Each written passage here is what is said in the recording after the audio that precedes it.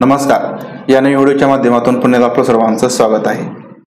तर आजपासून आपण सीटीईटी 2020च्या तयारीसाठी मराठी या विषयाचे अध्यापनशास्त्र यावर आधारित महत्त्वाचे प्रश्नांचे जे काही लेक्चर्स आहेत ते सुरू करत आहोत। त्याचप्रमाणे आजपासून या चॅनलवरती आपल्याला सीटीईटी संदर्भामध्ये सर्व विषयांचे जे काही महत्त्वाचे प्रश्न आहेत तर ते व्हिडिओच्या स्वरूपामध्ये तुम्हाला पाहायला मिळतील।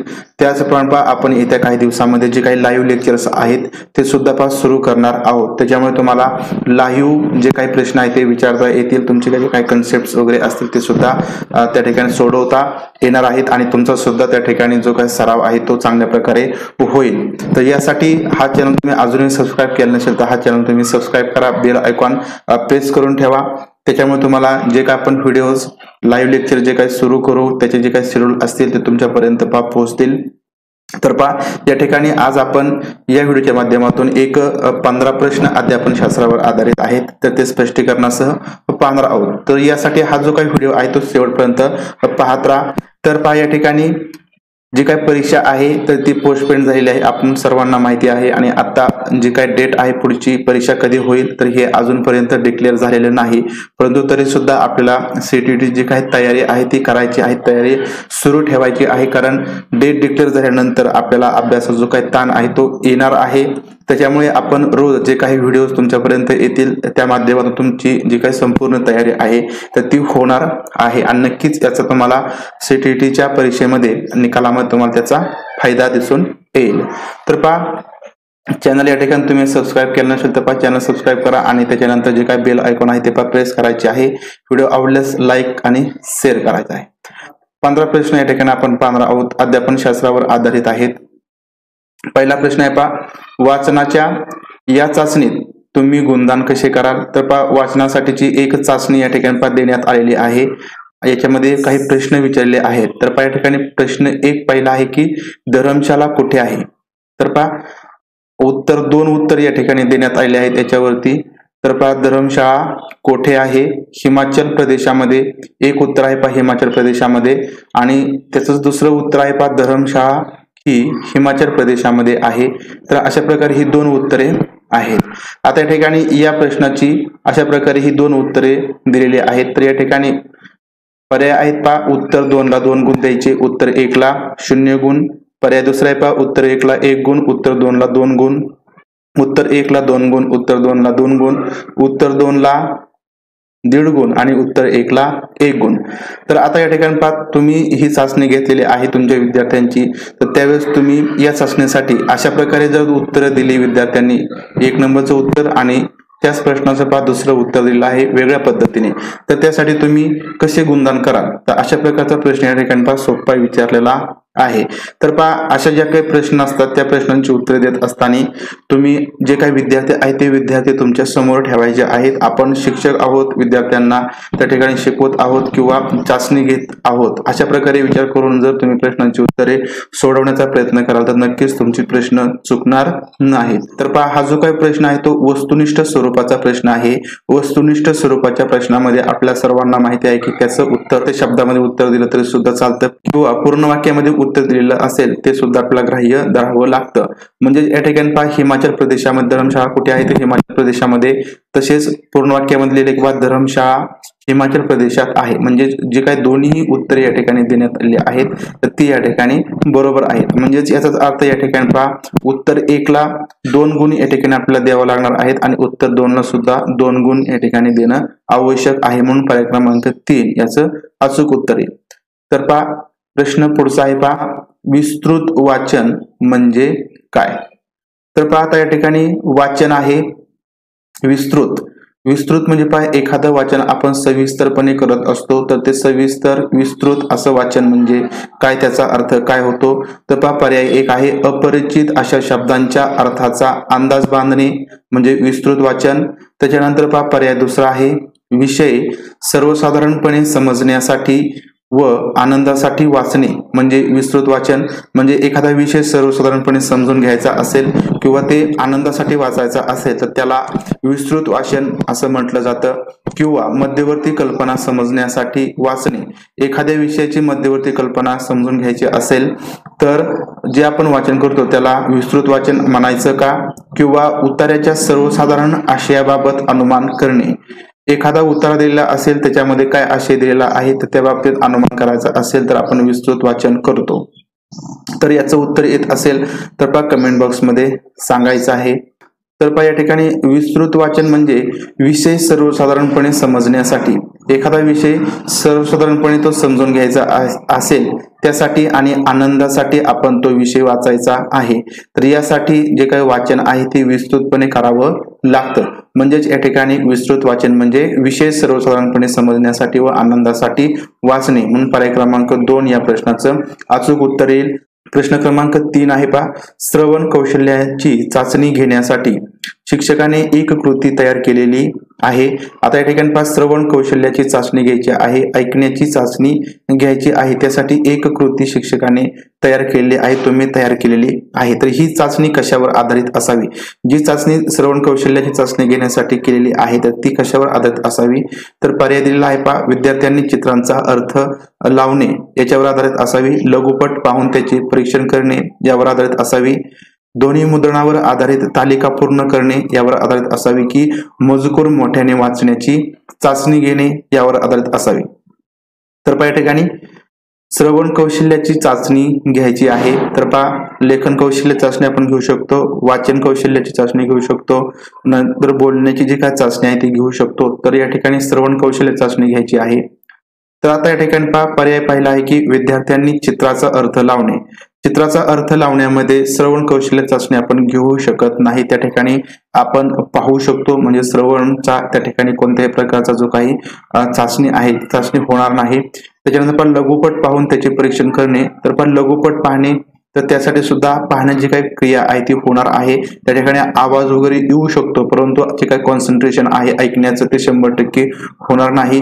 त्याच्यामुळे पर्याय क्रमांक 2 सुद्धा या ठिकाणी नसेल. त्याच्यानंतर पर्याय क्रमांक 3 आहे पहा, मजकूर मोठ्याने वाचण्याची चाचणी घेणे. आपल्याला जी काही चाचणी आहे ती वाचण्याची घ्यायची नाही तर आपल्याला श्रवण कौशल्य चाचणी घ्यायची म्हणजे हा सुद्धा जो काही पर्याय आहे तो नसेल. तर या ठिकाणी पहा ध्वनी मुद्रणावर आधारित पर्याय क्रमांक 3 आहे पहा, आधारित तालिका पूर्ण करणे म्हणजे या ठिकाणी एखादा तक्ता असेल पहा आणि त्या तक्त्यामध्ये काही गोष्टी भरायच्या असतील काही पूर्ण करायच्या असतील तर जे काही ऑडिओ क्लिप असेल ध्वनी मुद्रण आहे ते ऐकायचं आहे आणि ते ऐकून याच्यामध्ये जे काही तथ्य आहेत जे काही तालिका आहे ती पूर्ण करायची आहे. म्हणजे 100% जे काही कॉन्सन्ट्रेशन आहे ते ऐकण्यावरती म्हणजे त्या ऑडिओवरती असेल. म्हणजे या ठिकाणी जी काही श्रवण कौशल्य चाचणी आहे ती बरोबर योग्य अशा कृतीने केली जाणार आहे. म्हणजेच या ठिकाणी ध्वनी मुद्रणावर आधारित ही चाचणी असायला पाहिजे. म्हणून पर्याय क्रमांक 3 हे याचं अचूक उत्तर येईल. प्रश्न पुढचा आहे पहा 4 नंबरचा, पृच्छाधारित अध्ययनामध्ये शिक्षक विद्यार्थ्यांना कृती देऊन अध्ययनाला मदत करतो. विद्यार्थी स्वतःच्या पद्धतीने प्रश्न विचारतात. 1 व 2 दोन्ही, फक्त 2. तर आता या ठिकाणी जे काय अध्ययन आहे ते पृच्छाधारित आहे. पृच्छाधारित म्हणजे विद्यार्थी शिक्षकांना त्यांना जे काय अडचणी येतील प्रश्न पडतील तर ते विचारू शकतात. अशा प्रकारचं अध्ययन म्हणजे पृच्छाधारित अध्ययन. तर या अध्ययनामध्ये पहा शिक्षक विद्यार्थ्यांना कृती देऊन म्हणजे आपण विद्यार्थ्यांना काहीतरी कृती देणार आहे त्याच्यामुळे अध्ययनाला मदत आपण त्या ठिकाणी विद्यार्थ्यांना करणार आहोत. म्हणजे या ठिकाणी विद्यार्थ्यांना त्या कृतीमध्ये ज्या काही अडचणी येतील तर त्या अडचणी विद्यार्थी शिक्षकांना विचारणार आहेत आणि आपण आपल्याला त्या अडचणी विचारल्यानंतर त्याचं जे काही निरसन आहे ते करणार आहोत. म्हणजेच या ठिकाणी ही बाब सुद्धा त्या ठिकाणी पृच्छाधारित अध्ययनामध्ये येते. त्याच्यानंतर पहा विद्यार्थी स्वतःच्या पद्धतीने प्रश्न विचारतात. तर पहा या ठिकाणी बरोबर आहे जे काही पृच्छाधारित अध्ययन आहे त्याच्यामध्ये एखादी कृती दिली असेल एखादा प्रश्न दिलेला असेल तर त्याच्यामध्ये विद्यार्थी त्याच्यावरती विचार करून स्वतःच्या बुद्धीने जे काही त्यांना प्रश्न पडणार आहे ते प्रश्न त्यांच्या पद्धतीने ते शिक्षकांना विचारू शकतात. म्हणजे ही सुद्धा बाब या ठिकाणी या अध्ययनामध्ये येणार आहे. म्हणूनच याचा अचूक उत्तर येणार पर्याय क्रमांक 3 1 व 2 दोन्हीही, या दोन्ही बाबी या पृच्छाधारित अध्ययनामध्ये येतात. तर पहा प्रश्न पुढचा बघूया.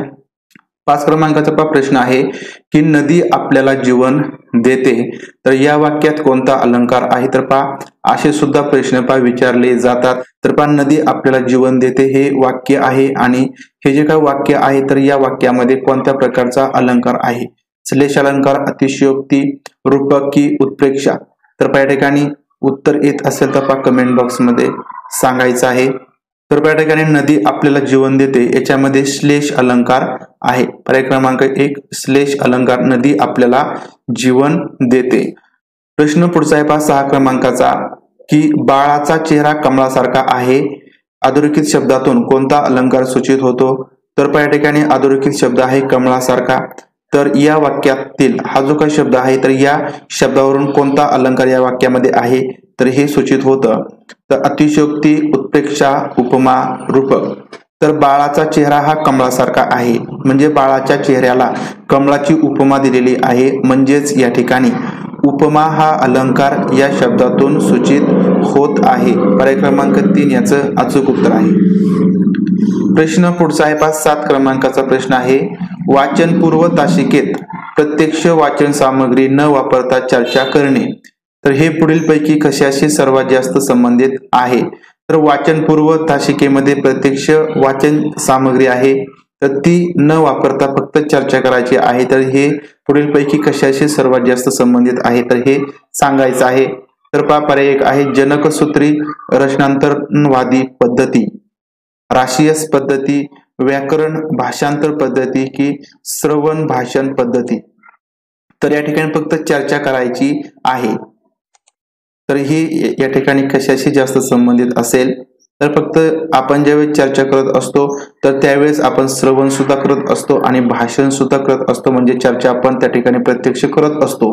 म्हणजे हे जास्तीत जास्त या ठिकाणी श्रवण भाषण पद्धती याच्याशी संबंधित आहे, ऑडिओ लिंगल मेथड। तर प्रश्न 8वा आहे की विरामचिन्हे योग्य पर्याय निवडा। तर या ठिकाणी विरामचिन्हाचं योग्य असं वाक्य निवडायचं आहे। तर एक वाक्य दिलेलं आहे आणि त्याच्यामध्ये योग्य असं विरामचिन्ह कोणत्या पर्यायामध्ये दिलेलं आहे ते आपल्याला ओळखायचं आहे। तर पहिलं वाक्य आहे या सभेचे अध्यक्ष असतील इंद्रनाथ, साहित्य अकादमीचे सचिव। तर या वाक्यामध्ये शेवटी पूर्णविराम पाहिजे होता, तो नाही, म्हणजे हे वाक्य या ठिकाणी योग्य असं नाही। तिसरं वाक्य पाहू या ठिकाणी या सभेचे अध्यक्ष असतील इंद्रनाथ, साहित्य अकादमीचे सचिव। तर या वाक्यामध्ये सुद्धा पूर्णविराम दिलेला नाही, तर हे सुद्धा वाक्य या ठिकाणी चुकीचं आहे। चौथं वाक्य पहा या सभेचे अध्यक्ष असतील इंद्रनाथ, साहित्य अकादमीचे सचिव। तर या ठिकाणी डबल अवतरण चिन्ह या वाक्याला दिलेलं आहे, तर परंतु हे अर्थपूर्ण असं वाक्य नाही, शेवटी पूर्णविराम मात्र या ठिकाणी देण्यात आलेला आहे, परंतु या ठिकाणी जे काही डबल अवतरण चिन्ह आहे तर ते देण्याची आवश्यकता या ठिकाणी नव्हती। योग्य असे जे काही वाक्य आहे तर ते या ठिकाणी या सभेचे अध्यक्ष असतील इंद्रनाथ, त्याच्यानंतर या ठिकाणी स्वल्पविराम आहे साहित्य अकादमीचे सचिव, म्हणजे जे काही सभेचे अध्यक्ष आहेत ते इंद्रनाथ असतील, ते साहित्य अकादमीचे सचिव आहेत आणि शेवटी या ठिकाणी पूर्णविराम दिलेला आहे। म्हणजे या ठिकाणी विरामचिन्हांच्या अर्थाने हे जे काही वाक्य आहे ते या ठिकाणी योग्य असं आहे, म्हणून पर्याय क्रमांक 2 अचूक उत्तर। प्रश्न पुढचा पाहूया 9 क्रमांकाचा प्रश्न आहे की ज्या शाळा सर्वसाधारण आणि विशेष शिक्षण यात फरक करत नाही तर त्या पुढीलपैकी कोणत्या प्रकारात मोडतात? विशेष, स्पेशलाइज्ड, अपवर्जक, एक्सक्लुझिव्ह, प्रमाणित स्टँडर्ड की समावेशक इन्क्लुझिव्ह। तर आता या ठिकाणी आपल्या ज्या काही शाळा असतात, जिल्हा परिषदेच्या शाळा असतील तर त्या समावेशक म्हणजे इन्क्लुझिव्ह या प्रकारच्या असतात। म्हणजे जिल्हा परिषदेच्या शाळेमध्ये सर्वसाधारण विद्यार्थ्यांबरोबरच विशेष जे काही विद्यार्थी असतात तर त्यांना शिक्षण दिलं जातं। म्हणजेच सर्वसाधारण शिक्षण आणि विशेष शिक्षण, जे विशेष विद्यार्थी असतात, अपंग विद्यार्थी असतात, त्यांना विशेष शिक्षण सुद्धा त्या शाळेमध्ये दिलं जातं। म्हणजेच त्या शिक्षणाला समावेशक शिक्षण किंवा समावेशी शिक्षण असं म्हटलं जातं। म्हणजेच याचाच अर्थ या ठिकाणी ज्या काही शाळा आहेत त्या समावेशक इन्क्लुझिव्ह प्रकारच्या शाळा आहेत। आता जे काही विशेष विद्यार्थी असतात त्यांच्यासाठी स्पेशल शाळा असतात, त्या विशेष म्हणजे स्पेशलाइज्ड शाळा म्हणून ओळखल्या जातात। म्हणजेच याचाच अर्थ याचं उत्तर पर्याय क्रमांक 4 समावेशक इन्क्लुझिव्ह तर हे येणार आहे। 10 क्रमांकाचा प्रश्न आहे की प्रत्येक सत्राच्या शेवटी शिक्षक विद्यार्थ्यांची श्रुत आकलनाची, भाषणाची, वाचनाची आणि लेखनाची चाचणी घेतात। तर प्रत्येक जे काही सत्र असतं त्याच्या शेवटी या चाचण्या घेतल्या जातात। तर या मूल्यमापनाच्या पद्धतीचे उद्दिष्ट बहुंश कोणते असते? तर याच्या काही चाचण्या घेतल्या जातात, या चाचण्यांचं बहुंशी उद्दिष्ट यापैकी कोणता असेल? तर भाषा अध्ययनासाठी लागणाऱ्या विद्यार्थ्यांच्या अभियोग्यतेचे मापन करणे, अभ्यासक्रमाच्या उद्दिष्टांची व्याख्या करण्यासाठी शिक्षकाला मदत करणे म्हणून विद्यार्थ्यांच्या एकूण नैपुण्याचे मापन करणे, यासाठी विद्यार्थ्यांचे भाषा वर्गाबद्दलचे दृष्टिकोन निश्चित करणे यासाठी। तर पहा या ठिकाणी श्रुत आकलनाची, भाषणाची, वाचनाची आणि लेखनाची चाचणी प्रत्येक विद्यार्थ्याची प्रत्येक सत्राच्या शेवटी घेतली जाते आणि याचं जे काही उद्दिष्ट आहे तर ते उद्दिष्ट पहा त्या सत्राच्या शेवटी त्या सत्रामध्ये जे काही विद्यार्थ्यांना अध्यापन केलं असेल, विद्यार्थ्यांनी जे काही ग्रहण केलं आहे तर ते त्याच्यामध्ये विद्यार्थ्यांनी किती मोठ्या प्रमाणात नैपुण्य मिळवलं आहे तर याची चाचणी त्या ठिकाणी घेतली जाते। म्हणजेच विद्यार्थ्यांच्या एकूण नैपुण्याचे मापन त्या ठिकाणी सत्राच्या शेवटी ज्या काही चाचण्या घेतल्या जातात त्याच्यामध्ये केलं जातं आणि हेच या ठिकाणी या चाचण्या घेण्यामागचं महत्वाचं असं उद्दिष्ट असतं, विद्यार्थ्यांच्या एकूण नैपुण्याचे मापन करणे। प्रश्न पुढचा आहे पहा 11 क्रमांकाचा की ई अध्ययन म्हणजे काय? तर दूरशिक्षण, सक्रियपणे एकात्म करणारे हार्डवेअर, तंत्रज्ञान वापरून केलेले मिश्र शिक्षण की माहितीपट।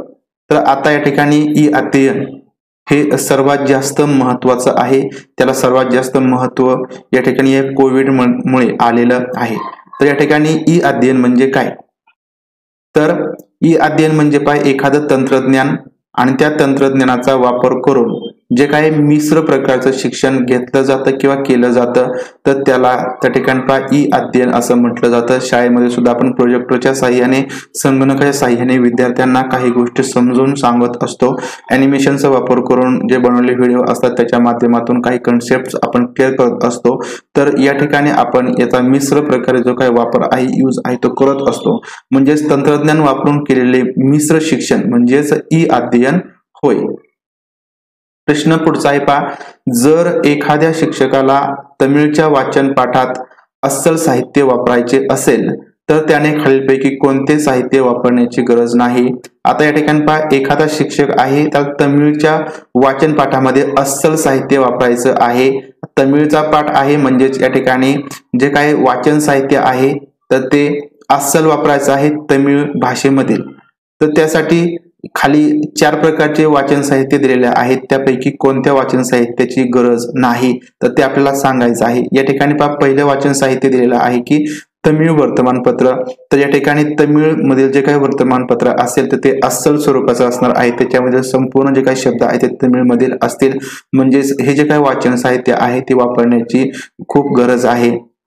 त्याच्यानंतर पर्याय दुसरा आहे की तमिळमध्ये भाषांतरित झालेला इंग्रजी वर्तमानपत्रातला मदुराईवरचा लेख। आता या ठिकाणी इंग्रजी वर्तमानपत्रातला एक लेख आहे मदुराईवरचा आणि तो तमिळ भाषेमध्ये भाषांतरित झालेला आहे, परंतु तो त्या ठिकाणी अस्सल तमिळ भाषेमधील नाही, तो भाषांतरित करून तमिळमध्ये घेतलेला आहे, तमिळ भाषेमध्ये आहे। त्याच्यामुळे हा जो काही लेख आहे तो अस्सल तमिळ भाषेमध्ये नसल्यामुळे हा लेख घेण्याची आवश्यकता त्या ठिकाणी नाही, गरज नाही।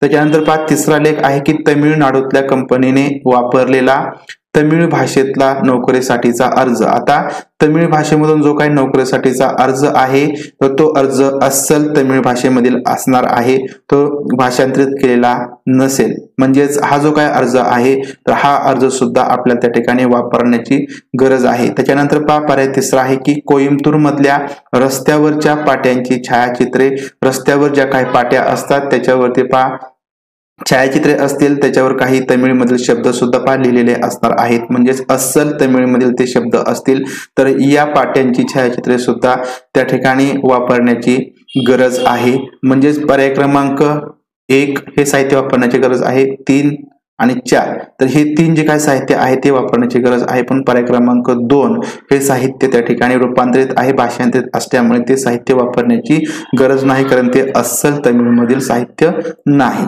प्रश्न 13वा आहे शब्दरहित संज्ञापन म्हणजे काय?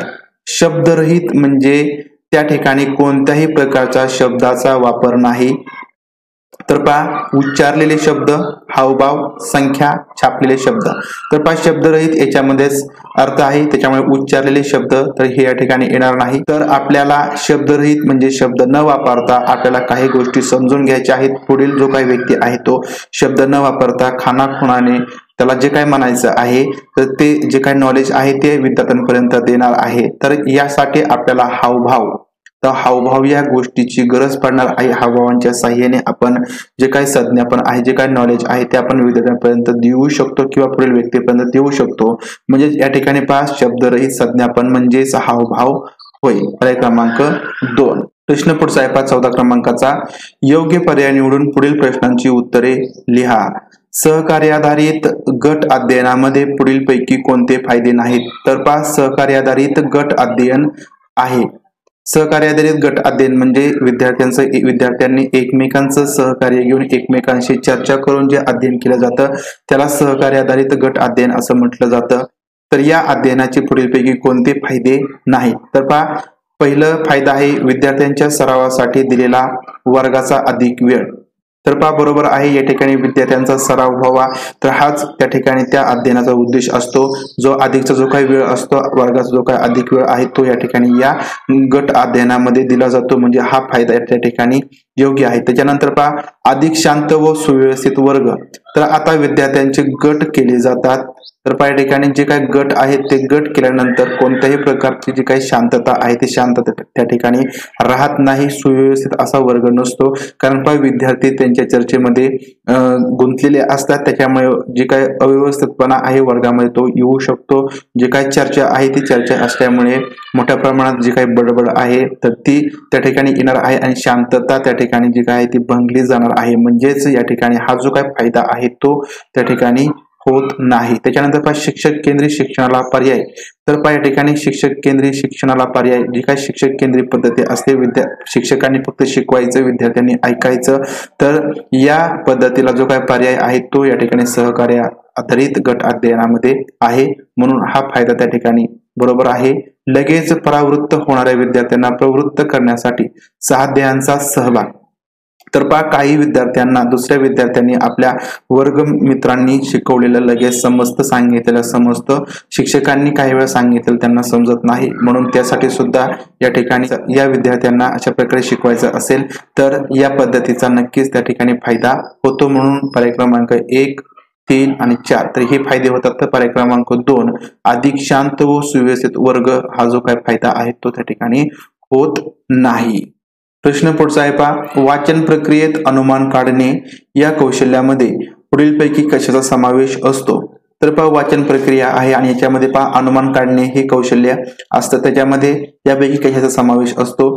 तर उतार्यात दिलेल्या घटकांचा न दिलेल्या घटकांशी संबंध जोडण्याशी, वाचनासाठी निवडलेल्या उतार्याच्या विविध भागांमध्ये दिलेल्या माहितीचा परस्पर संबंध जोडणे, वाचनासाठीच्या उतार्याच्या फलिताबाबत विचारपूर्वक अंदाज बांधणे की अपरिचित शब्दांचा अर्थ शोधून काढणे। तर पहा, या ठिकाणी वाचन प्रक्रिया करत असताना अनुमान काढण्याचं कौशल्य असतं, त्याच्यामध्ये पहा उतार्यामध्ये दिलेल्या घटकांचा न दिलेल्या घटकांशी संबंध जोडणे, तर या गोष्टीचा समावेश असतो। म्हणजे पहा, उतारा दिलेला असेल त्याच्यामध्ये एखादा घटक, एखादी घटना दिलेली नसते, परंतु जी घटना दिलेली आहे त्याचा कोणत्या तरी जीवनामध्ये एखाद्या घडलेल्या घटनेशी संबंध जोडला जातो, त्या ठिकाणी अनुमान काढणे, तर या कौशल्याचा समावेश होत असतो। म्हणजे ही जी काही गोष्ट आहे तर ती या वाचन प्रक्रियेत अनुमान काढणे या कौशल्यामध्ये समाविष्ट केली जाते। तर पर्याय क्रमांक 1 याचं अचूक उत्तर आहे। तर पहा, अशा प्रकारे आपण या ठिकाणी महत्त्वाचे जे काही 15 प्रश्न आहेत ते 15 प्रश्न त्यांची उत्तरे पहा स्पष्टीकरणासह पाहिले आहेत, स्पष्टीकरण देण्याचा प्रयत्न या ठिकाणी मी या व्हिडिओच्या माध्यमातून केला आहे। तर पहा, अशाच प्रकारचे महत्त्वाचे व्हिडिओ आपण यापुढे या चॅनलच्या माध्यमातून पाहणार आहोत। तर हा व्हिडिओ तुम्हाला कसा वाटला तर हे या ठिकाणी पहा कमेंट बॉक्समध्ये सांगायला विसरू नका। व्हिडिओ आवडला तर लाईक करा आणि CTETच्या संपूर्ण तयारीसाठी, त्याचप्रमाणे पहा महाराष्ट्र शासनाची TET आणि टेट एक्झामिनेशनच्या तयारीसाठी हा चॅनल तुम्ही अजून सबस्क्राईब केला नसेल तर हा चॅनल सबस्क्राईब करा। तर पहा, भेटूया अशाच प्रकारच्या एका नवीन व्हिडिओमध्ये, तोपर्यंत धन्यवाद।